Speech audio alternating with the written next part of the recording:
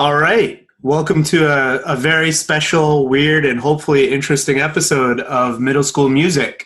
I'm one of your hosts, Farhan Balji, and with me I've got Dario. Dario DeWet. How are you doing this afternoon or this evening, Dario? I am in day 15 of self-isolation. So I haven't lost my mind just yet, but getting there. How about you?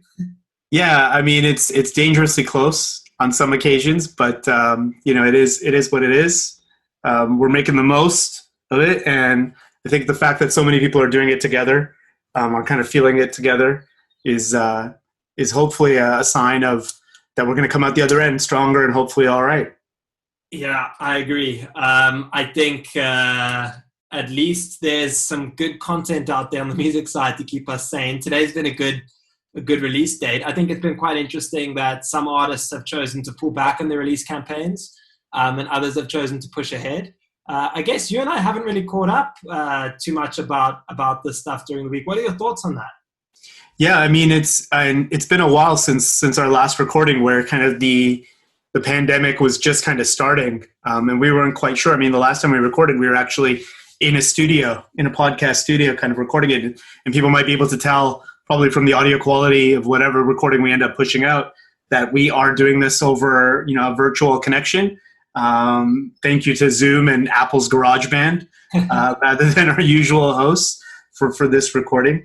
Yeah, I mean, a lot's happened since. I mean, I think we were just at the beginning, we were just talking about certain artists kind of canceling their live concerts. I think the last time we spoke, Glastonbury hadn't officially canceled. They've officially canceled. BTS has canceled more of their tour. I think every artist who is going to promote stuff is basically kind of left in a little bit of limbo, trying to figure out what they're going to do. The most recent ones, including kind of The Weeknd, including John Legend, who's releasing a new album. All of those artists are being impacted by the pandemic. Completely. I think it's unfortunate for some. You saw people like Jadakiss, who pulled their release back because of Pop Smoke's death, finally released it, released the album, and then kind of this happens, and then all of a sudden that album loses a lot of momentum. I think some people have taken a chance. This week we've seen Joyner Lucas finally release his ADHD album, which taken a very long time due to a lot of tension with the label. It's 18 tracks, it's an hour long, and unfortunately his release strategy has been an absolute blowout. So you've seen around 7 tracks have already been released. So, out of the other 11, 3 are skits. So essentially you don't have much new music from him. Not saying that the tracks weren't good. I think they were good, but when you've released more than half your album, you kind of run into the same problem that 50 Cent had in 2007 with Curtis, which is why he lost to Kanye West in that competition, because majority of the album leaked. We saw Jessie Reyes release her first debut album on a label. I guess her first single will be Coffin, which features Eminem. They seem to have a good chemistry. That album is actually called Before Love Came to Kill Us.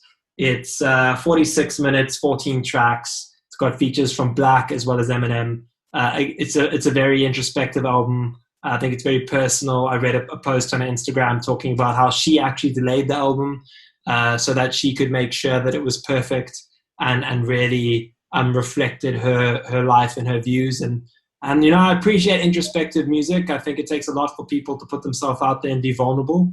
I think if you haven't taken a chance to listen to it, take a chance. Yeah, I mean, I've been going through the New Music Friday playlist from last week and this week, and been playing a lot of the Weeknd tracks. It's interesting you mentioned kind of the Joyner Lucas stuff, where a lot of his music was already released. I think the Weeknd was kind of like hovering a fine balance, if you will. Right, so he kind of released, I think, 2 or 3 tracks before the album. So it still feels like there's still a lot of unheard music there comparatively to what we had already heard, compared to the Joyner Lucas stuff, where you've heard a lot of that album already. And I've been kind of interested to kind of see that there's a new Childish Gambino album as well, which is Looks really interesting. I mean, to be honest, there's one track so far that I've heard, and I wasn't too thrilled, but I'm still kind of hopeful for that album. I think it's 3/15/20 is the album title, which I'm guessing is a kind of nod to the date in American format, and it'll be interesting to see what those tracks are like. Have you given that a listen yet? I haven't. I know on the forums people do talk about it. I'm glad you mentioned the Weeknd's album. I kind of found it a bit weird because I felt like the promotional tracks were high energy. I liked it. Yeah. The album itself, again, very introspective, very personal. I think it's a lot to do with his relationship or previous relationship with Bill Hadid. There's a drum and bass type song in there. There are a couple things, but listening to it from cover to cover is quite a struggle. I think it can be a little bit depressing in these times of self-isolation. Yeah. Well, I mean, if people are looking for some positivity or upbeat stuff, the new Dua Lipa album is also, I believe, coming, or at least she's released a large number or a large volume of tracks. Actually, yeah, Future Nostalgia is out now. And that to me has been pretty good. Like the 3 or 4 tracks that have come out to follow up, like tracks like Physical and Don't Start Now, which were released a little while ago, Hallucinate and a couple of others feel like pretty good tracks. So if you're looking for upbeat, fun, music to kind of take you away, I think the Dua Lipa stuff is really, really good from a bubbly pop perspective that people can hopefully dance around in their homes to. Totally. I see Party Next Door finally released an album. I don't really listen to him. I've never really found this stuff that interesting, but it is out there. And I see your mate T-Pain has released a track with G-Eazy, so maybe he's making a bit of a comeback, or at least trying to. But my mate T-Pain is a bit of a stretch there. Well, just trying to have some fun. Indeed. Talking of coronavirus, in our last episode, we touched on the potential impacts, or should I say the emergent impacts it was having on the likes of South by Southwest and the likes of Coachella. It's obviously spilled over into a variety of various other events. I see, talking about the likes of BTS, they've had to cancel their entire North American tour. I think artists are going to struggle to make money. I guess it's a good time for them to produce. I think it's quite actually interesting because artists complain they don't have time to make music because they're touring because they need to make money, but now they can't tour. So, we can go into the whole live stream event thing like we've spoken about before, but I think it gives them a good chance to actually continue to focus on fan engagement on their social platforms and actually get a chance to produce some good new music. And hopefully when all of this turmoil finishes, we can have a great summer with a lot of awesome releases. I don't know if maybe I'm being too optimistic here. What do you think?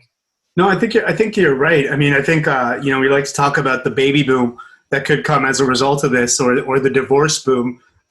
Similarly, I think with music, hopefully people are taking the time to write, to produce. It's kind of an interesting time for how people make music, just because I think virtual collaboration started, probably about 10 years ago. But now it feels like the tools are much better in order to kind of share music, in order to self-produce in kind of home studios. A lot of the producers are, kind of making music in their own homes in a really high quality way. So I think at least from a demos and an early production perspective, I think we will definitely see a lot of, hopefully good music come out of the other side. The interesting thing for me will be like how much of it is actually, kind of topical versus how much of it is, your classic kind of love songs versus your, kind of other kind of material. Some interesting kind of books and content and podcasts that I've been reading talk about the last pandemic with the Spanish flu. And it's really interesting that, the government in the US wasn't allowing people to talk about it. So the only people who really made music that actually talked about the situation were blues and jazz artists in that time. The early kind of blues and the early jazz artists in the 1910s during that kind of 1918 pandemic. So it'll be interesting to see now with kind of more speech being free in all of these markets to see if people do actually talk about, both the effects of it socially, politically, and economically, as well as emotionally and mentally as well. I'm sure like people will have a lot of angst, and that angst if they channel it and if they do talk about what they're going through, it'll be interesting to see what the topical nature is of the music that comes out then. It's a very good point. I kind of wonder how that would go, because I think maybe in the more hipster hop type genres, the more kind of mind right playlist on Spotify, the Kendricks, the TDE type artists, at least from a hip hop perspective, or Oyster 5 9, etc., might focus more on that. I don't know. It would be great. It would be great to kind of hear more music in that way. I think as much as we expect a variety of industries to be changed forever, I wonder, or I ponder about the impact it will have on the music industry, whether it be a kind of what's the inflection point? Sorry, in how music is consumed, produced, and how artists look at focusing on their content in terms of monetization. I know we've seen Spotify has now got the donate button, which they've included, which is actually super interesting because Patreon has been about that. So what I find funny is why this didn't happen sooner. It potentially disrupts that landscape. Yeah, I mean, I think the point about sooner is an interesting one. I think having a pandemic like this and people being forced to be at home just kind of forces the innovation side, right? Like we've talked about previously about the likes of Marshmello on Fortnite, and it was interesting to see how, the artists were doing the whole together at home stuff. So the stuff that, Chris Martin from Coldplay started, and then you had John Legend, and then all of a sudden you had, everybody from Shawn Mendes to Niall Horan to all sorts of artists kind of following up on the together at home hashtag.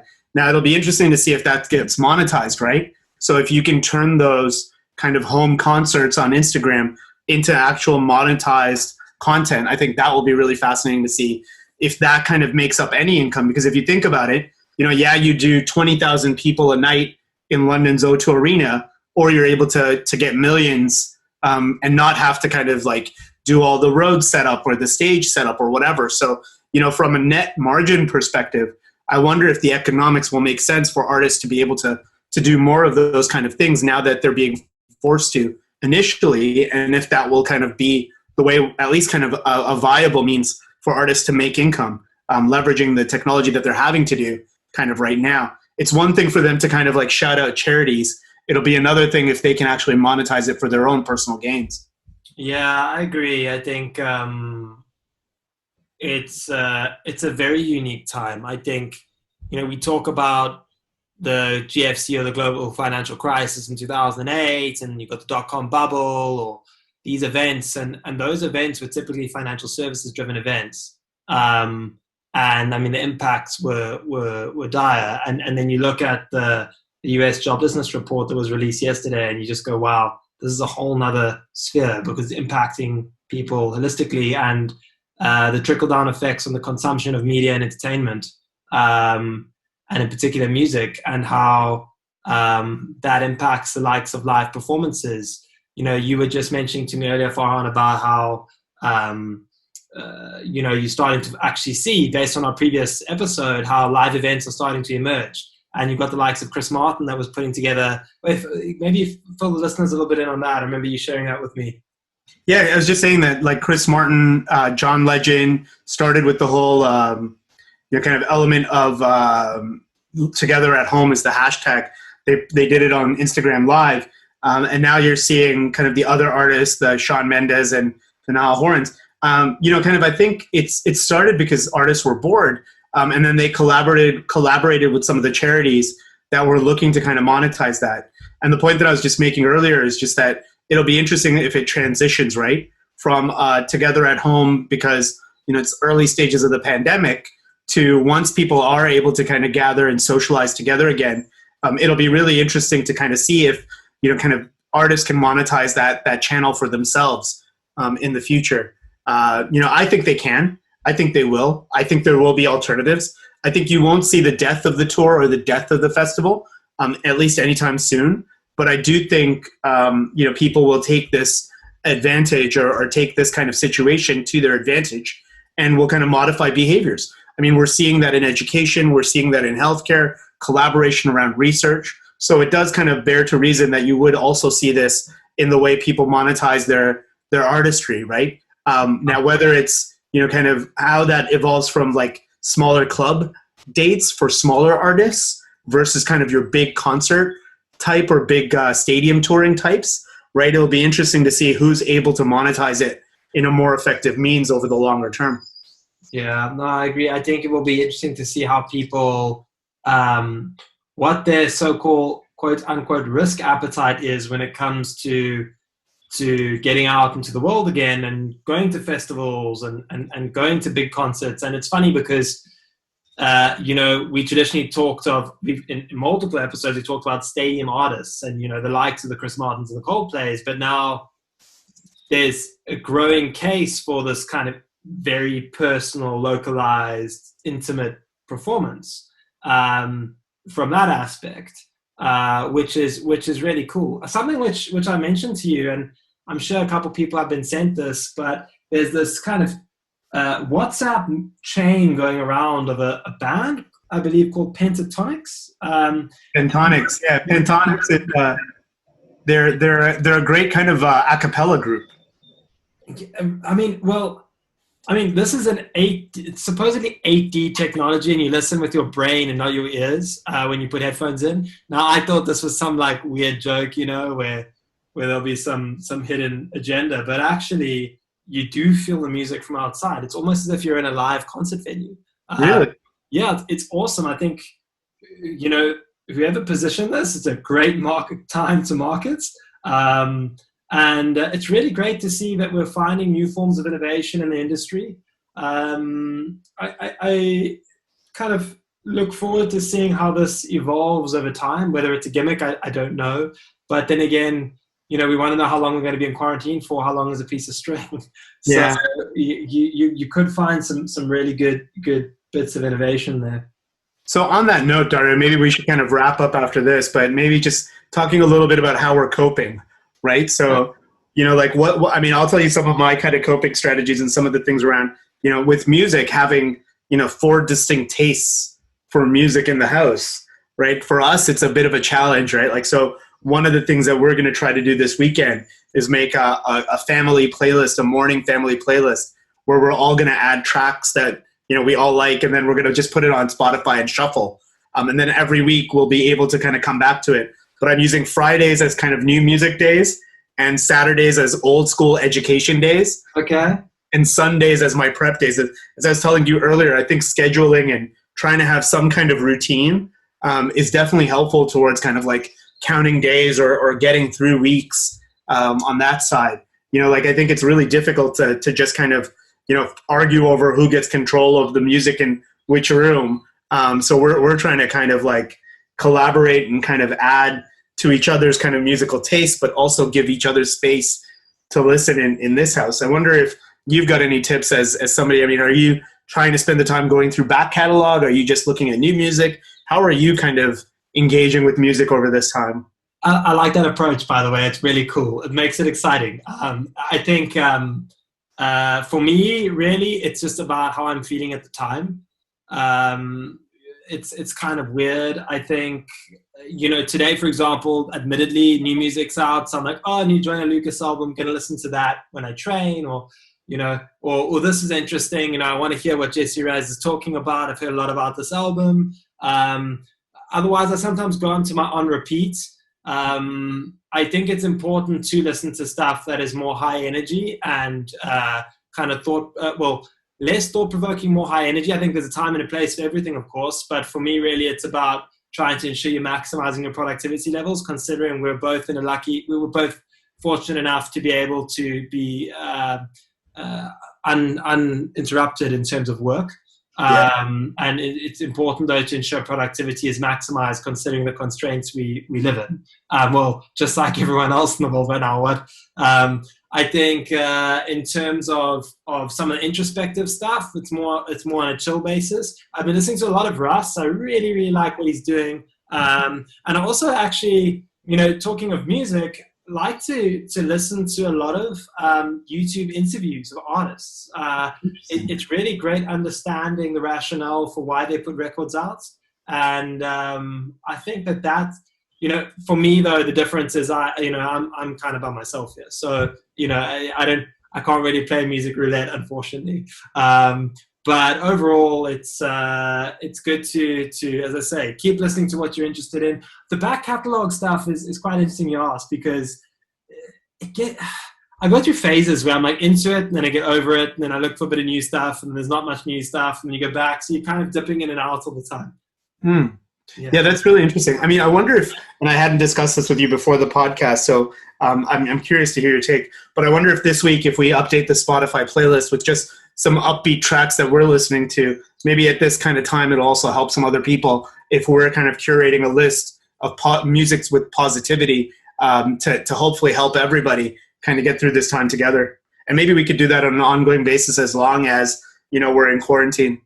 Totally agree. I like that. The middle school COVID-19 playlist. It's pretty much a whole bunch of abbreviations. Yeah, I like that idea. That's a good plan. So basically that means no deep music, just stuff to keep you happy. I like that. On that note, I feel like we've hopefully given the listeners a good amount of content, hopefully cheered some people up, given them some new stuff to listen to. I think we're good. Daria, is there anything else you wanted to cover on this podcast? I don't. I guess it's it's the weekend, but what does that mean? Yeah, exactly. Well, I hope everybody's staying safe, feeling healthy. I hope your families and I hope all of your friends and everyone in your lives are doing okay at this tough time. And hopefully we will keep you posted with more middle school music over the next few weeks. We'll try and see how this experiment works, and hopefully we can keep doing this more. Yeah, I agreed. I think I can't stress enough the importance of reaching out to people you know. Sometimes just that text or that phone call can mean the world, or Zoom call can mean the world of a difference. Check in with your families if you can't be with them. And I guess we'll be back soon. Thanks everyone for listening. This has been Middle School Music. I'm with one of your hosts, Farhan, and you can find me on Twitter on @FarhanLology. You can find us on Twitter on @middleschoolmdlsqlsk. Oh man, we're going so well. I'm going to leave that one in just for fun. You can find us on Twitter @mdlskl_music. And Daria, where can the good listeners find you? You can find me on Twitter on @Daria_Devet with a W. With a W, and that's Farhan with an F. Take care, everyone. Be safe. All right, ciao. Bye. Can I listen to